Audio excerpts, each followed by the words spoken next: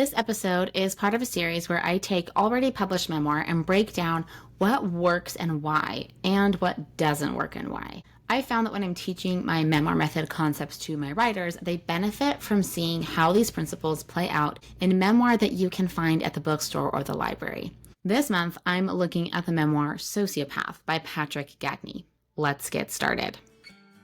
You are listening to the Memoir Method podcast, the place for writers, readers, and anyone who appreciates the collective power of our stories. In this podcast, we explore the impact of memoir alongside an examination of writing techniques and strategies used in the genre. Whether you are a writer looking for inspiration and guidance or a passionate reader seeking meaningful connections through shared experiences, the Memoir Method podcast is your go-to conversation spot. I'm your host, Charlotte, editor, writer, and the heart behind Charlotte Writes. Let's get started. Sociopath is a memoir by Patric Gagne, PhD, that was published in April 2025 by Simon & Schuster. I listened to this memoir and I found that I didn't want to press pause. So I want to go a little bit into kind of how I encountered this book and what my initial thoughts on it were. When I first encountered this book, I was hesitant. And I didn't know if I wanted to read it. I think it's because the premise was unsettling to me. And maybe that's something that you feel too. Gagne's focus is very straightforward. She is a diagnosed sociopath. Like already that sentence is like, oh boy, that's a lot. This is a highly distinct and compelling point of view, and it's unsettling. You'll see that the cover, if you look it up, features a childhood photo of Patric, which makes this concept even more troubling because we see this childhood photo of a kid with the label sociopath. So this is already really compelling, and also unsettling is the best word I have for it. It's troubling. This focus for Patric's memoir works so well because of the emotion that it immediately provokes in the reader. Without knowing anything else about the book, I had a reaction to it. I was actually pretty repelled by the concept of the book, even just from the title and the cover photo. So already this is highly compelling. Whether you are unsettled like I was or intrigued, the mere title and cover is going to give you something to think about. This book slid onto my radar back when it was published in April of this year, and I only read it because one of my good friends a few months later was telling me how fascinating she found it and how she wanted someone to talk to about it. So, a little side note, this should be a clue to you on how to think about your readers. You want readers who will recommend your book to other readers. Because maybe the jacket copy won't pull someone in, but a personal recommendation will. I trusted far more in the personal recommendation of my friend than I did in my initial gut reactions about the cover and the title.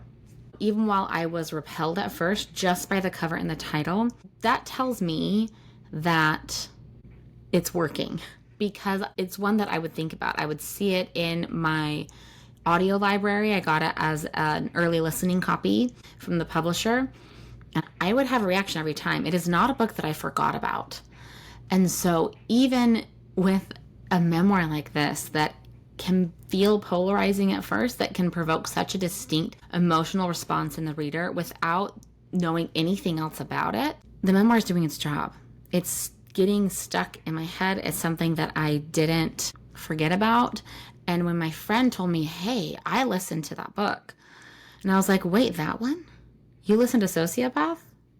And she couldn't stop talking about it. And so at that point, I was like, okay, tell me more. This book was already taking up free rent in my head. And then someone else told me I should read it. So when I trusted, then I was willing to go all in and listen to it. So Patric's distinct point of view as someone who is a sociopath is so incredibly effective at hooking the reader because culturally we have an idea of what sociopaths are and we other them. We separate them out from us. Okay, we think serial killer, right? That's what I think. I'm like, oh, a sociopath is a serial killer. This memoir challenges that perception. It challenges that othering instinct that we have by removing the barrier between us and them, air quotes there. So you as the reader in this memoir are forced to confront a sociopath as your potential peer. And that is such an ambitious goal, such an ambitious way to come at a memoir. And there aren't too many people who could write it, but Patric could. So I am just really floored by the way that she's able to harness her really distinct point of view into hooking readers, but also humanizing a concept that a lot of readers would have a hard time doing on their own, right? I want to go into the reader of this book right now, and that's something that inside of the Memoir Method, I spend a lot of time talking about. We want to know who was on the other side of the page for you, and I promise that everyone does have a reader waiting for them. We just have to figure out who they are and what they need. So the whole time I was reading Sociopath, I was confident in my editorial conclusion that the ideal reader for this book was someone who wasn't a sociopath, because that's what I am assuming most of the population is. I am not a sociopath, and I don't know how many sociopaths I know, although this book made me wonder, I probably know more than I think I do, which, again, unsettling. But I went into this book assuming that the intended reader, the ideal reader, the reader that Patric was thinking about when she was writing this, was someone like me. I encountered, however, two things that changed my analysis on this point. First, I was scrolling Patric's social media after I finished the book and saw her post an anonymous screenshot from someone who had DM'd her saying, "Thank you so much for writing this. You saved my life." Her response to that was that this is why she wrote the book. Second, in either the acknowledgments or the epilogue, I can't remember which, Patric shares that people were telling her that she should write a self-help book for sociopaths. But then someone told her that it would have to be a memoir to be the most effective. If she truly wanted to help sociopaths, then she needed her reader to know that she understood them in a way no one else has. So the reader that Patric has in mind for this book is sociopaths. I feel like that is her primary ideal reader. She's going to get a lot of non-sociopathic readers, but the person she was thinking of when she wrote this was someone like her. Everyone else is just gravy. So this goes to prove that you can have a very specific reader in mind when you write, and that with the right foundation in place and with the right storytelling techniques, your book was going to find all kinds of readers. Sociopath is a book that starts conversations. I cannot wait to go to book club and talk to my friend about Sociopath, because it is a book I have not been able to stop thinking about. I had already planned on using this book for this series on the podcast, but it's one that I've recommended to my mom. It's one I was talking about with my husband. It is unlike anything else I've ever read, and it is a conversation starter, whether or not you are a sociopath. As I was teaching phase 1 of the Memoir Method earlier this summer, I came upon a way to describe what I mean by the message or the thesis of a memoir in a way that made me feel so excited, that makes it really easy for me to explain to writers what I mean when I talk about the message or the thesis. That terminology can feel kind of sterile and sometimes hard to access. So I've started referring to your thesis or your message as the conversation that your memoir is here to have. And as I was reading Sociopath, I was thinking about what conversation is Patric here to have through this memoir? What conversation does her story spark? I've already talked about how the unique point of view, the unique focus, the specific reader that Patric is thinking about, it's all going to generate conversation. And a dialed-in thesis, like what Patric has, is going to amplify and really solidify what this conversation is. And Patric's conversation comes off a little jarring at first, which I like, that this is kind of a startling topic for a memoir. Again, it's fascinating, and also you feel uncomfortable. So her conversation comes off a little jarring at first, but the more you sink into it, the non-sociopathic reader, at least I'm speaking for myself, becomes weirdly way more invested than I thought I would be. So I read Patric's primary conversation as this: sociopathy is not well understood and therefore not well treated. Sociopathy is actually a personality trait that can be honed to benefit the communal good.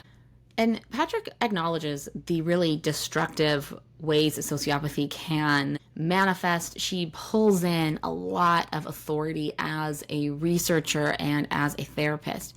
And I'm going to go into that a bit more in part 2 of this series for Sociopath. She acknowledges the cultural assumptions about sociopaths. She acknowledges the barriers that are in place culturally for sociopaths to find effective treatment. And at the end, I was really surprised, but I was also on board with her as well, that sociopathy is actually a personality trait that can be honed to benefit the communal good.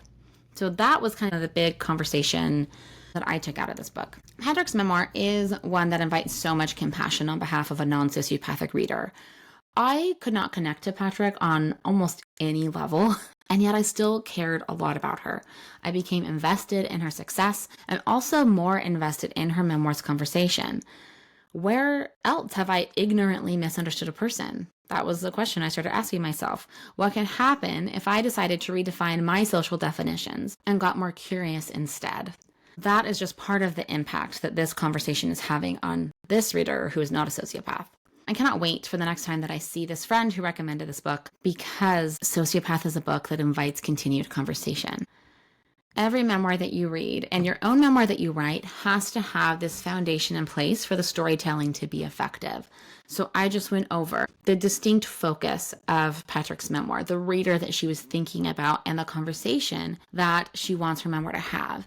Every memoir, yours is no exception, needs to have all of these elements in place. The exact frameworks and processes that I just used to break down Sociopath are exactly what I teach inside of my Memoir Method program. What I covered in this podcast episode is all taught in phase 1 of the Memoir Method. And lucky for you, phase 1 is all instant access. Head to the show notes for the link to enroll. It is unlike any program I've ever seen, and you get to binge all of phase 1 right now. Phase 2 starts in just a couple weeks. One of my goals with this Why It Works or Not series is to show you that what I teach inside of this Memoir Method program works, because I can show you how every single principle that I teach plays out in other memoir. Any other memoir. I can pull out all of these.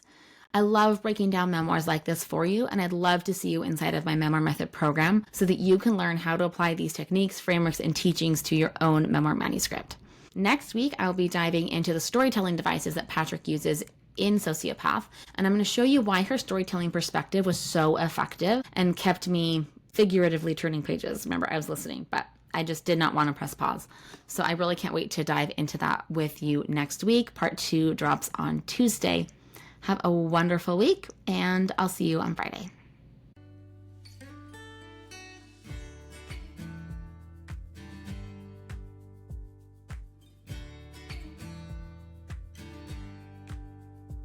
You've just listened to an episode of the Memoir Method podcast. The Memoir Method podcast is presented by Charlotte Wrights. If you liked what you heard, the best way to support the show is to subscribe through your preferred podcast player. And if you're feeling especially inspired, I'd love it if you left a 5-star review on Apple Podcasts. Leaving a review really does help other readers and writers like yourself find the show. If you want to continue the conversation, you can find me on my website at charlottewrights.co or on Instagram at charlottejanewrights. Thank you for tuning in. I'll see you next time. And remember that you have a story that matters.